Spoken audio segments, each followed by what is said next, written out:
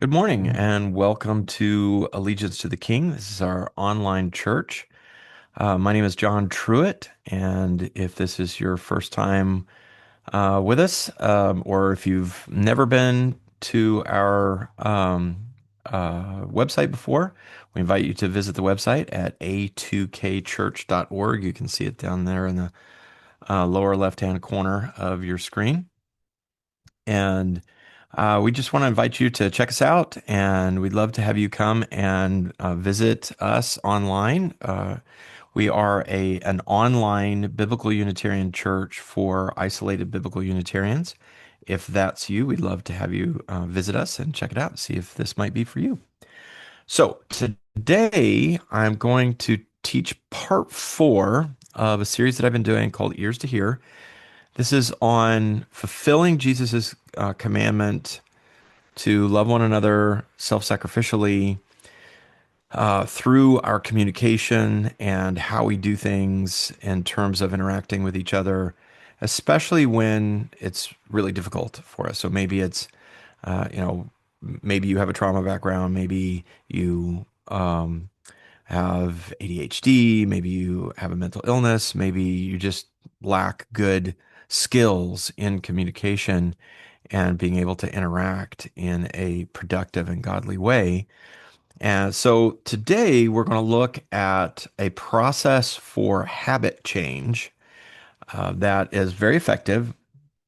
A lot of research went into the various piece parts of what we're going to go through today, and I have found it personally very effective as a system for making changes in habits. I want to focus in on forming new habits because one of the things that can happen to us in communication is the idea that you have certain habits in responses in communication, depending upon whatever a particular circumstance is. You may or may not be aware of these habits. Other people may or may not be aware that this is a habit for you. If they know you pretty well, they probably do know that this is a habit for you.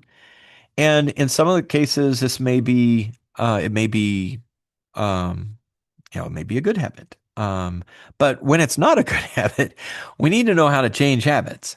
And habit formation and habit change is one of those things in life that can be really pretty difficult, especially if it's a well ingrained habit. The way your brain works is that it forms sort of these strong connections between sort of shared ideas, and which can be that when something happens, I respond in this particular way, and it ends up being almost it feels like anyway impossible to change whatever that habit is. I put this these verses in here because I think this fits nicely with this whole concept. Ephesians chapter 4 verses 22 through 24. Paul writes that in reference to your former way of life, you are to rid yourselves of the old self, which is being corrupted in accordance with the lusts of deceit, and that you are to be renewed in the spirit of your minds and to put on the new self, which in the likeness of God has been created in righteousness and holiness of the truth. Paul's talking about making habit changes, right? Becoming a new person means you're going to change habits. Most of our lives are are basically a series of habitual behaviors that we have learned to do. You don't spend the bulk of your time in sort of a creative behavioral mode. You're basically it would be too much what's called cognitive load to do that. To every single time something came up, you had to think through how am I going to respond to this? If Lisa comes up to me and she says, "Do you want to go to the store with me?" Right? I I'm not, if I had to sit there and think hard about, okay, what are the implications of this? How should I respond? all that kind of stuff. I'm likely not to do that. I'm going to have an automatic response. It's going to be um, basically probably if I'm in the middle of something important, I'm going to say, "Oh, I'm sorry, no, I can't go right now." Or if I'm not in the middle of that, yeah, it's a good chance to spend some time together. I'm going to say yes to that. And it's going to happen in the blink of an eye, and I'm not going to give a lot of thought to it. So, because that's true for most of the time that we spend here walking around on this earth, habits are extremely important, and we don't want to have habits control us. We want to really control what the habits are that we follow. And so we need to have good systems for recognizing when we have a habit that needs to change and a system for how we're going to go about changing that habit. So the habit that I'm going to pattern that I'm going to show to you, it's certainly not the only way to do this. I just have found this to be a very good way to do it. It's based on uh, research done in the last probably 25 years. That's culminated in a number of very, very good books like Atomic Habits, for instance, or The Power of Habit, and other books like that. So let me get into the system here.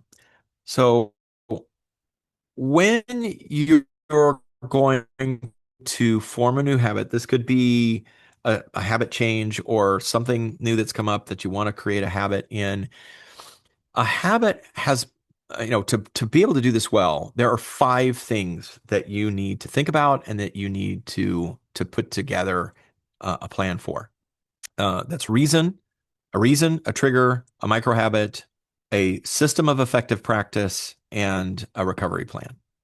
And so I'm going to go into detail for all five of these things. So let me move to the first one. So this is reason.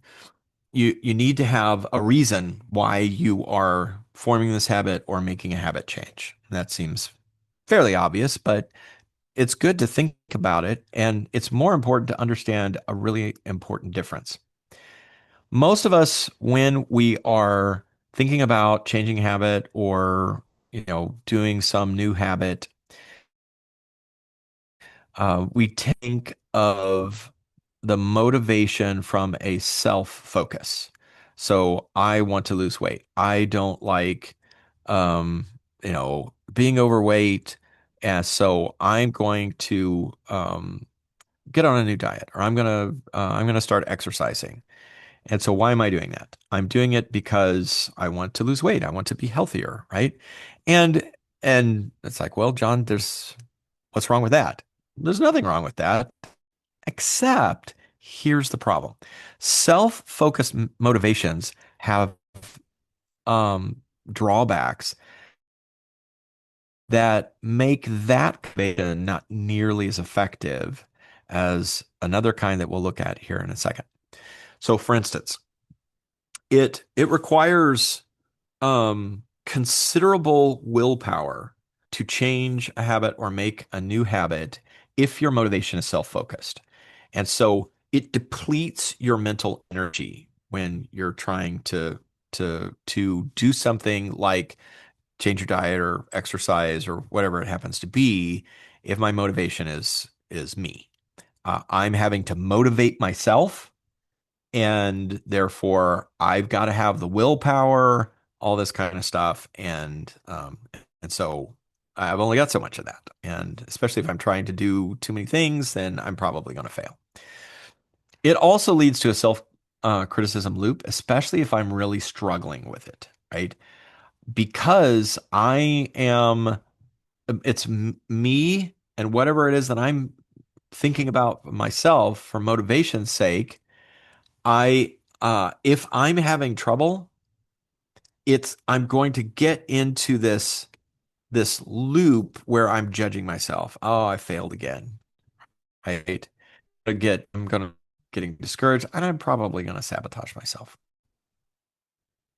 It also, it really only has a short reward typically. In most cases. I mean, sure, if I get healthy, that has long-term reward. But um, that it really, in a lot of cases, it's harder for it um, to have sort of a more lasting impact if I'm just thinking about, hey, this thing I want to get out of this. It also naturally has an isolation effect, which because it's self-focused, it really just involves me, and so by its nature, it is isolating. The other way is to have an other focused motivation. In other words, another person, not or people, and this is people that you care about, right? If your motivation is I want to lose weight because I'm tired of being overweight and I want to feel better, I want to look better. Um, if my motivation instead is I know I'm too overweight and I'm unhealthy, and that can lead to all sorts of problems in terms of my ability to function. And I want to be able to function better. Let's say maybe I've got some grandchildren, right? Or children, and I want to be healthier for them and maybe for my spouse. Maybe my I've got some brain fog and I want to change some stuff about my diet because I think it's leading to making it more difficult for me to do that. And I'm not performing as well at work. Okay, well, I could have I'm letting down my coworkers and I really care about them. I care about the work that we're doing together. And so I want to be a better team member, for them. That's other focused motivation. And other focused motivation has some really cool benefits. First of all, whereas the isolation effect, self-focus, it's um by its nature, its intrinsic nature, it's isolating. The intrinsic nature of other focused is to not be isolating, right? It's the exact opposite. It's involving other people in the plans and the purposes and all that kind of stuff of whatever this habit change that you're doing.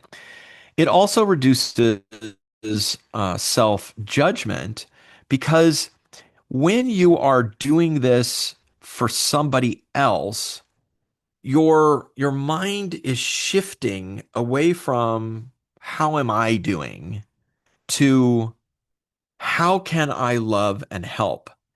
And what it does is it sort of reduces the pressure because I might have some sort of like oh, I have to um let's say I'm gonna take up walking because I want to be better health, um, and I'm not doing very well at it or whatever. I keep missing it, and so I'm just judging myself.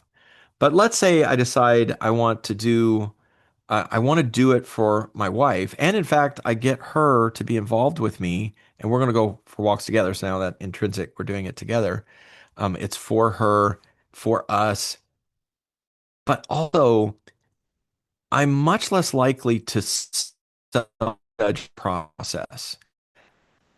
She is likely, you know, to help me, and I can help her in that process. And it's going to be less likely to engender this kind of self-judgment.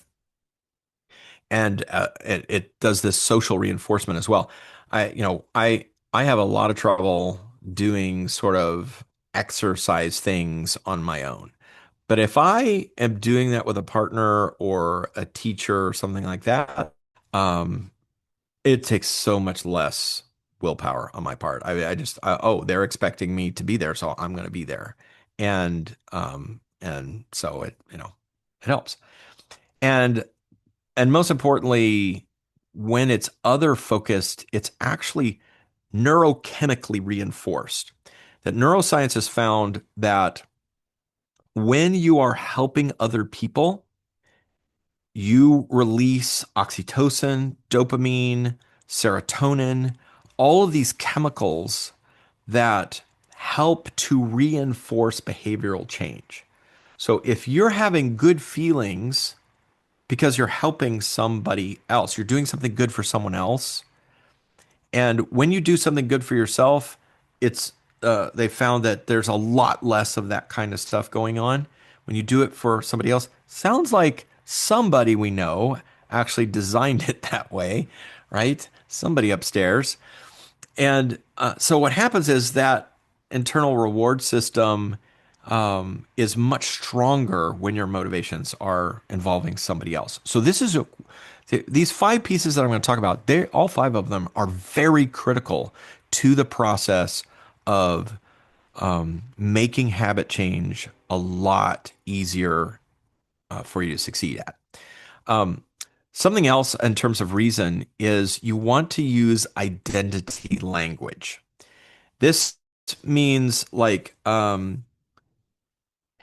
instead of saying I um, I want to lose weight because I'm overweight, I want to say something along the lines of I want to be a healthy person who is um, a, a, uh, a an influencer in the lives of my children, right? That's identity language. And identity language is much more powerful than object language, or action language. I'm going to do this. It's very similar to how shame and guilt are different, and why guilt guilting someone, it doesn't really work very well. It doesn't cause people to make changes.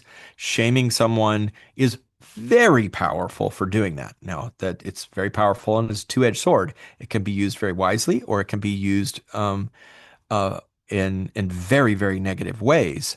And we've all experienced that. But the reality of how we work is that, and this is the difference. Guilt language is um you stole from me. That's guilt language, right? A shame language is you're a thief, right? It's identity language. And identity language is more powerful than action oriented language in terms of how our brains are interpreting that stuff. It's why it's so important for us to use identity language when we're trying to be more positive and optimistic, or if we're trying to encourage somebody else. If I say, um, uh, you, uh, you did we'll just stick with the losing weight analogy. You did a great job this week at, eating the right foods, is not as powerful and encouraging them as you really showed this week that you are a person who cares about health, and who is a person who's becoming an influencer, or whatever it is. It's a, and if you could put it in actual terms, like you are, this is probably a better way to put it. You are on your way to being a healthy person. You are on your way to being a disciplined person. That is much more powerful in terms of the way our brains interact with that. I like this um, from Philippians chapter 2, verses 3 and 4, where it says, "Do nothing from selfishness or empty conceit, but with humility consider one another as more important than yourselves. Do not merely look out for your own personal interests, but also for the interests of others." It's like God is just telling us, hey, this is where your focus needs to be. And our lives change because of it. So that's reason. Second one is a trigger. And a trigger is an event or a thought or something like that that happens to you, rather than you are making yourself do it. So it could be uh, when I leave the house to go to work, right? It's not that I'm making myself leave the house, like I'm having to use willpower. No, this is what I do every day. I go out of the house and I get in the truck.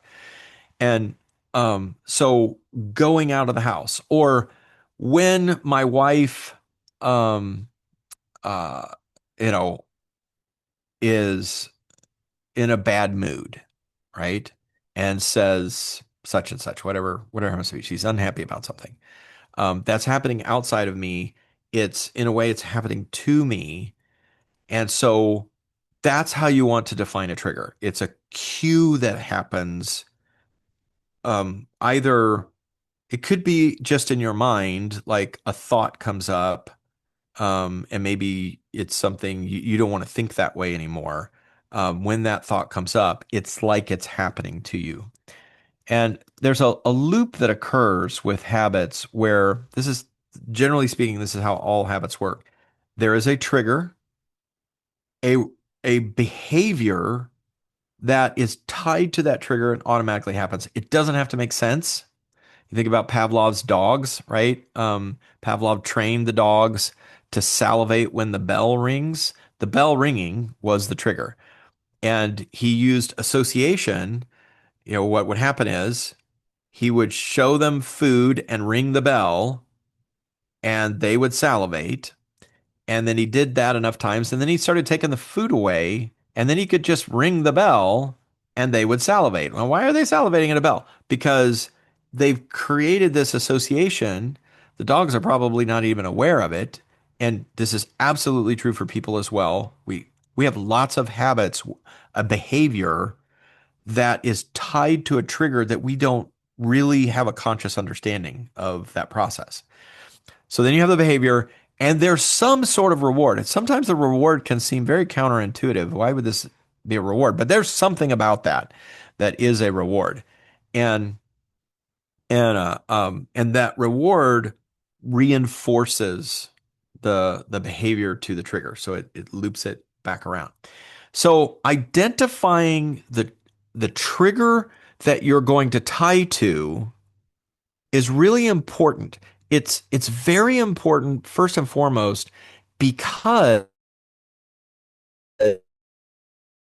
um, you don't have to think about it. It just happens, right? It's not something you have to make yourself do. And it's something that just comes along, and it's happening to you that you then result this behavior. So what you want to make sure is whatever the behavior is today, there's a trigger for it. And so you want to become aware of what is that trigger that comes right immediately before the behavior. And I'm not going to go into a lot about this today, but there's something called habit stacking. Any kind of habit itself can have multiple components. There's an initial trigger and then an initial response, which itself can be a trigger for the next response, right? So you can have this sort of stacking that occurs. But ultimately, there was an initial trigger, and you need to know what that initial trigger is. So becoming aware, it does a couple of things. One, it's going to help you to develop the habit system that you're going to use for changing, and it's going to raise your conscious awareness of the trigger itself as it occurs. If you think about stuff that um, maybe something you don't pay attention to normally, um, maybe it's a certain song or something like that, or a certain kind of car, whatever it happens to be. And normally you wouldn't think anything about it. And then something happened to make you think about it. Maybe you have a friend that's gotten this car and you went for a ride in it and you really liked it. And now all of a sudden you're seeing that car everywhere. That's because your mind has raised its awareness, and it's now making your conscious brain, a part of your brain, aware. Oh, that car, that car, that car. And so the trigger, once you have identified the trigger in your we're going to talk about up this system, and you've written up the system and you're practicing the system, you're going to become hyper of the trigger. And that's going to help you in the whole process because you're going to replace the old behavior with the new behavior. So you got to get aware of it. And it helps you in the loop to reprogram because you're now going to tie some other behavior to that trigger that you don't have to think about. You did not have to have willpower for the trigger. And so I can tie the new habit to that, and it's going to help me to reprogram. And then finally, it helps to prevent relapse because as if I know what situations and what emotional states trigger the old habit, then I can plan for what I'm going to do different. And because I became aware, I'm not caught off guard, and it's going to help me do a much better job of avoiding slipping back into that old habit. And I can tell you from using the system, it doesn't mean you're not going to slip back sometimes. And there's a whole, that's where the recovery plan comes in. But it just makes it so much easier. So, how do you identify triggers? When does it happen? Right? When does that, think about the habit itself. When does this habit happen? And think about, you know, the the what's the context? Where am I when it's happening? Who am I with? What am I feeling? Uh, and think back through the whole context. And I was at work. I was in the weekly staff meeting, and um, and maybe the habit is my mind wandering, right? And I missed some important detail, right? So I want to change that habit. Well, when did it happen? Well, I know it happened at the staff meeting. In fact, it happens a lot at the staff meeting. Well, okay, when does it happen at the staff meeting? Well, it doesn't happen at the beginning. It's usually in the middle someplace. Well, okay, this past week, who was talking when? It's when Joe is talking. Interesting. Okay. What am I feeling when Joe is talking? I'm feeling annoyed because Joe is always, um, you know, kind of a know-it-all, and he doesn't really know anything. And it comes across as kind of arrogant to me, gets me a little bit irritated, and it makes me start thinking about other things. Interesting. Okay. I'm starting to see that there's a trigger there, right? Okay. Maybe Joe is the trigger. I mean, I need to think about that, right? And how am I going to develop a different habit for that? Um, and so we want to use whatever the existing cue is. We need to use that existing cue. That's our trigger, right? And this makes it kind of easy because again, I don't have to have willpower for the existing trigger. Next is you need a micro habit, and this is really pretty easy. And I really, this is kind of one of my favorite parts of the system because it's so effective. In when you're doing habitual change or a habit change, um, the hardest part is just having motivation to make the change. And I gotta have willpower, and I gotta work up the willpower to get out of bed earlier or whatever it happens to be. And um, motivation, it's just hard, period. It's hard. Maybe I want to say, I will start reading my Bible for 30 minutes each day, first thing I do for the day. That requires willpower, and it's likely to fail when life gets in the way. But if I have habitual momentum instead of motivation, if I say, for instance, when I finish making my coffee in the morning, which maybe is a habit for me, I don't really have to think about it. It just happens every morning. I will sit on the small couch and open my Bible to where I left off yesterday.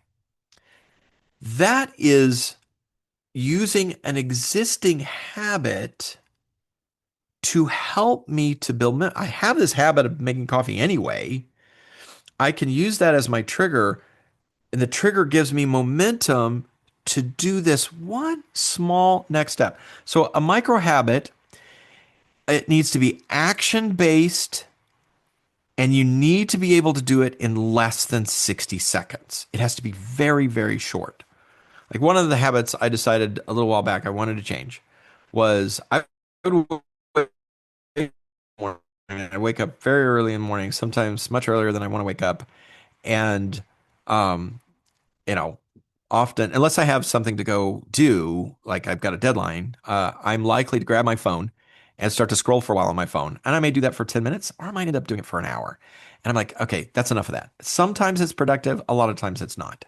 And I don't want to do that anymore. So I created a to change that habit, when I wake up, well, that's obviously that happens to me, right? That's a nice trigger. Instead of reaching for my phone, the micro habit is I'm going to sit up on the edge of the bed. Because I knew that once I sit up on the edge of the bed, I'm not likely to do that. I'm likely just to go ahead and get up and get moving. So that was the micro habit. Very, very short, very easy to do. It's action based. And I was doing it the very first time and pretty much every time after that. It just very, very simple, very easy. My brain became very aware of if I'm reaching for my phone. Oh, wait, nope, that's not what I'm doing. I'm going to sit up on the edge of the bed. Micro habits are very, very easy to do.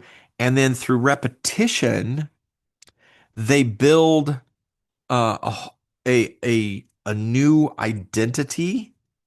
And each time you succeed at it, they're releasing those neurochemicals like dopamine, reinforcing the behavior.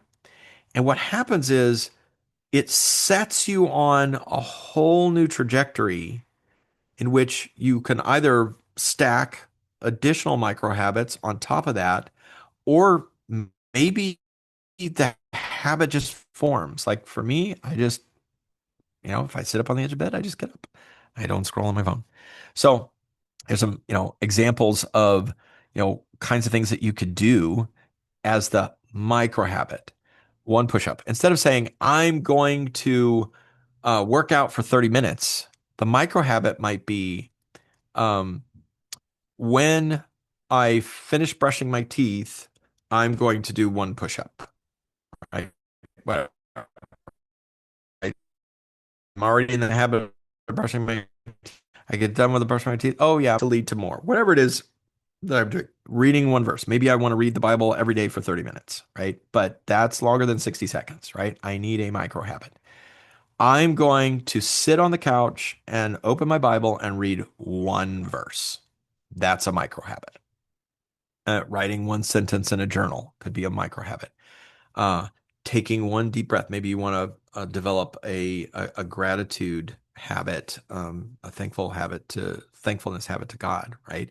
Okay, maybe it starts off that one micro habit of one deep breath and saying a thank you to God for one thing. All right, then you need effective practice. And I'm not going to go very deep into this. There's a very, very good book called, no, what is the name of the book? Uh, The Talent Code. The Talent Code has a really, really cool stuff on this. There's a lot more to it, to effective practice than what I'm going to show you here. Just three basic core things. The first, oops, what happened? Oh, they're all up there. Never mind.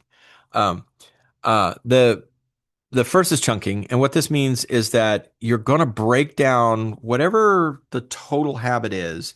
You're going to break it down into its smallest meaningful chunks. I like to think of music, and if I'm going to learn a new, musical piece, if I sit down and I'm going to play on the piano, I've got the new piece, and I just start trying to play all the way through it, that's not very effective.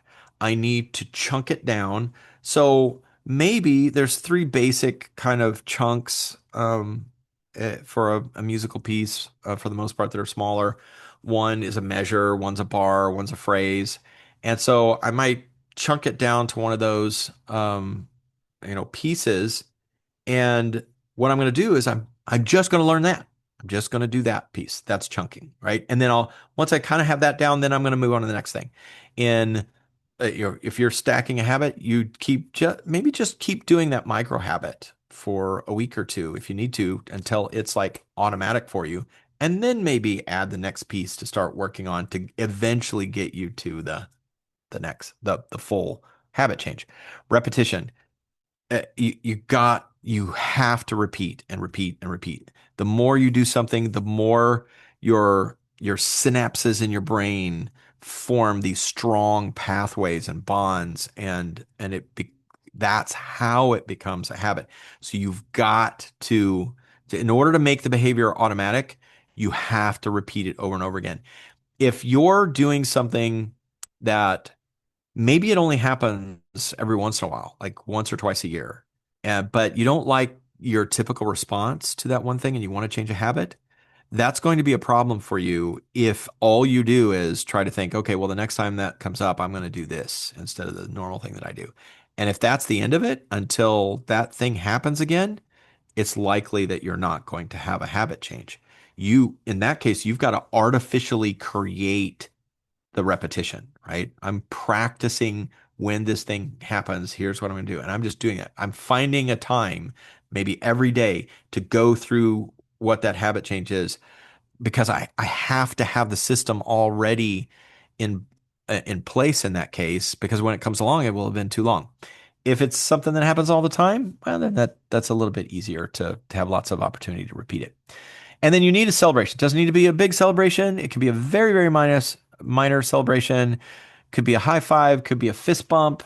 It just needs to, something small that is celebratory because it helps to trigger the reward center of the brain to tie in all of this stuff and make the bond stronger. Okay, so those are some of the things of effective practice that help you to do a better job of succeeding. And then finally, the recovery plan. This is, maybe the most important part. And I know in my own experience, I've used the system a number of times, and too often I leave off the recovery plan. So old habits die hard. They, especially if they're strong long-term habits. You have got to have a good recovery plan. And a recovery plan is basically it's a plan that it builds resilience and it replaces shame and guilt, right? Because if you fail, typically you're going to feel guilty, you might feel some shame, right? Instead of those things, you have a recovery plan. And so you don't feel those things. If you have a little toddler, right, who's learning to walk, and they kind of get them, you kind of take them by the hands and then you maybe let them go and they fall over, you don't say to them, you lousy so and so, you failed, right? No. What's the recovery plan? Oh, you take them by the hands again, lift them back up, set them back on their feet, encourage them, right? And that's a recovery plan. And the recovery plan replaces all that judgment stuff. So, what is a recovery plan? A recovery plan is a pre-decided strategy. So you're thinking about this ahead of time, and it's your strategy that guides your thoughts, your emotions, and your actions after a lapse or a failure. It ensures that when your brain is tired, or you're being self-critical or whatever, that you don't rely on the emotions of those things or even having to just come up with something. You're going to follow a clear, predetermined process. So, what is included in a recovery plan? First thing is you've got to notice, right? So this is kind of it's not necessarily part of the written out recovery plan, but you've got to notice that oh wait, I didn't do it. Right. So going back to my analogy, if I've picked up the phone, I'm still in bed and I'm looking at the phone. Oh wait, I did it. Right. But don't do it with judgment. Do it with a, oh yeah, my recovery plan. What's my recovery plan? I've memorized my recovery plan. Here's my recovery plan. So you implement the recovery plan. You need to reflect on why did this happen? Right? That needs to be part of the recovery plan. Um, hmm, maybe before I was before I went to bed, I would go through my habit, just in my mind or saying it out loud to myself of what I wanted to change and how I was changing it. And then I didn't do it last night. Maybe that's what happened. I need to reconnect to my why. So I got to think about my reason and my why, and I got to make that strong. So I'm gonna probably have that written out in my recovery plan. And then I need to restart immediately. Even if I can't technically do it again because the trigger is not going to happen, I'm going to pretend that the trigger has happened. And then finally, I'm going to implement any kind of adjustments that I need to make. If this is my fifth time that maybe I figured out that the trigger that I'm thinking is not the best trigger. Maybe there's a different trigger, or maybe a different micro habit that I could do. Maybe I'm trying to do too much and I need to chunk it down more. I might need to make an adjustment. So, how you would implement this is you'd write it down, keep it easy to access. Maybe you write it down on your phone or whatever, piece of paper in your pocket, something, right? You need to practice it. You need to practice your recovery plan. Actually think through, okay, here's what I'm going to do. I'm pretending now that I grab my phone. Okay, I grab my phone. Okay, what's my recovery plan? And I practice going through my recovery plan. I need to plan for accountability. I might have to have something going on that helps me to be accountable. So maybe part of my recovery plan is I have an accountability partner for this. That maybe it's just I'm going to talk to them. I'm going to let them know, that kind of thing. Maybe I'm trying to quit smoking, for instance, and I need somebody to help me be accountable. And then I'm going to include in my recovery plan grace and forgiveness and mercy, right? God does this for me. Um, I should do this for myself, right? Okay, so here is our recipe, and you can take this one page here and implement this whole thing just using this one page. Um, One, you write out the new full habit you want to develop, um, but don't dwell on it, right? So whatever the full thing is, you might want to you write that out. Then you write out the five elements, right? Your micro habit, or I'm sorry, this is for the first micro habit. Your reason, your trigger, your micro habit, your effective practice, and your recovery plan. Get all that written out, right? And you really want to memorize these things.